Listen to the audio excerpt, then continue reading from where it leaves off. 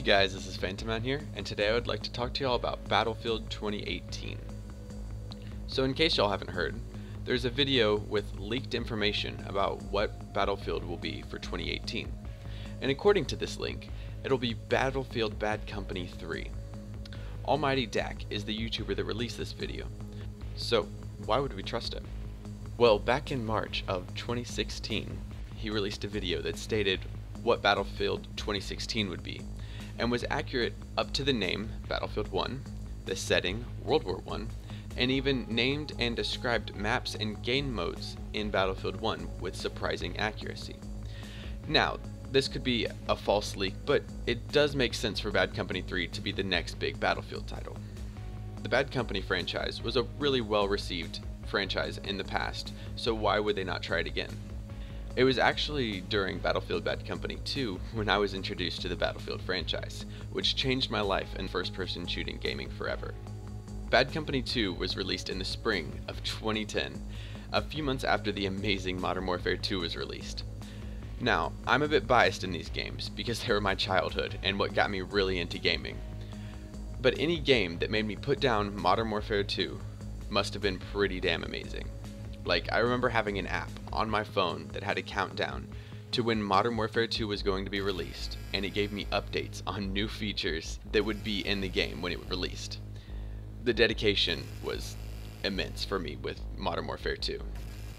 But Battlefield Bad Company 2 changed that for me. It introduced a world of vehicular warfare, destructible buildings, medics that carried LMGs because Battlefield Bad Company 2 said why the hell not. And one amazing thing for me was bullet drop. Everyone, or at least I did, wanted to be a sniper at some point and get kills from far away where the enemy cannot see them. Adding bullet drop makes the kills you make with sniper rifles so much more meaningful because you have to figure out how far away they are just by judging, and Battlefield didn't really have a rangefinder, at least not that I remember, and so you just kind of had to judge it by eye and then just kind of aim your gun a little bit higher and just watch the bullet cruise down on top of their head or miss. During this time I was a console player, so I had no idea what the world of Milsim awaited me in the future, but Battlefield Bad Company 2 was great and it changed my life in gaming. After Bad Company 2, I was given the glory of Battlefield 3, and then 4, and now 1. So going back to the beginning of my Battlefield experience is absolutely thrilling to think about, just going full circle back to Bad Company. So what exactly does this mean for the player? They aren't just going to reskin a game from 7 years ago and give it to us to play with, or at least hopefully they don't. We've moved on from the days of not being able to sprint in anything but a straight line, and medics with LMGs. According to Dak, we'll be getting quite a few things with our Battlefield Bad Company 3 package. So, according to him, it'll be set in a non-historically accurate setting of mid and post-Vietnam War / Cold War. So I'm thinking this is similar to the way they did with Battlefield 1. Like, it's going to be inspired on an era and the weapons and the warfare of the time, but it's a slightly altered timeline that doesn't necessarily follow the historical record of what happened.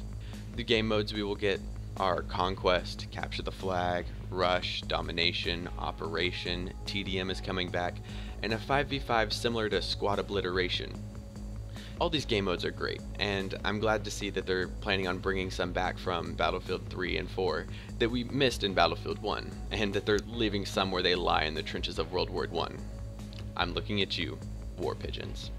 So we're also looking to see combat that is more tightly confined and less of massive all-out war conflicts. In Battlefield 1 it was more vehicular and just these massive open fields and whatnot. So he compared it to maps such as like Grand Bazaar from Battlefield 3.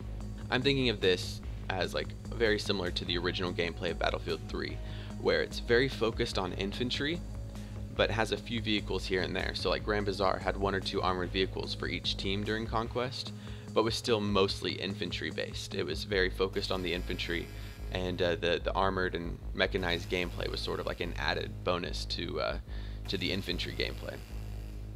For customization, we're looking at something that's as in-depth as Battlefield 4 in weapon customization and player customization and camo. So this is definitely a step up from what I remember from Bad Company 2. where the customization was very minimal, just very few sights and reticles and whatnot, but obviously we're going to move up from there because we've seen some pretty crazy stuff moving from Battlefield 3 and 4, and not really 1, but you know, at least we have 4. So we are going back to using modern vehicles in Bad Company 3, such as tanks, LAVs, helicopters.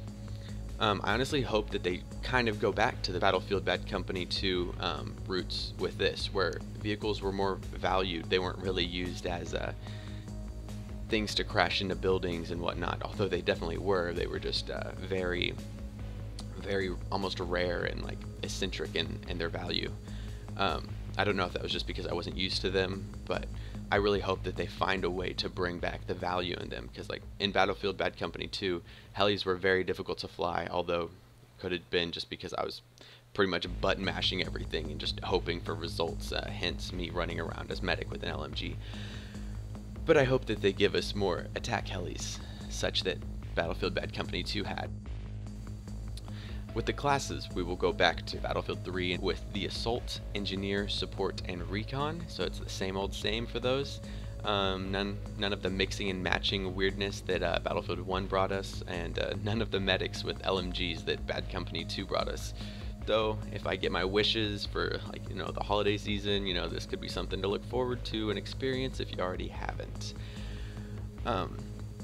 So apparently, they are going to have little to no focus on microtransactions. I'll believe it when I see it, but according to DAC, which is what this entire video is according to, the microtransaction debacle that occurred during Battlefront 2 is trying not to be recreated.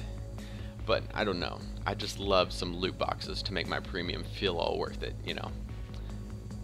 Yeah. So they also plan on increasing the skill cap and the longevity of the gameplay, to help, and also bringing in a more versatile play style, other than something that's relatively watered down and straightforward in what you can do and can't do.